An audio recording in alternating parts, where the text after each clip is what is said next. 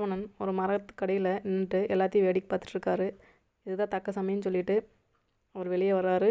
குடில்கிட்ட வர்றாரு. முனிவராக வேடம் போட்டு வர்றாரு. தர்மம் வேணும்னு கேட்குறாரு. சீத்தை உள்ளேருந்து வெளியே வர பழங்களை எடுத்துகிட்டு வெளியே வரான்.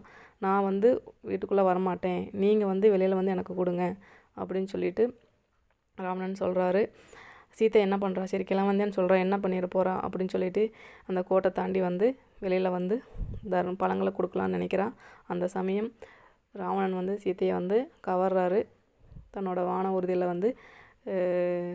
சீத்தையை தூக்கி போட்டு வலுக்கட்டாயமாக அங்கேருந்து கடத்திட்டு போகிறாரு. சீத்தையை லக்ஷ்மணன் பேச்சை கேட்காம அந்த கோட்டை தாண்டி பழங்கள் கொடுத்தனாலே இந்த விபரீதம் இந்த விளைவு ஏற்பட்டது. ராவணன் வலுக்கட்டாயமாக சீத்தையை கூட்டிகிட்டு போகிறாரு.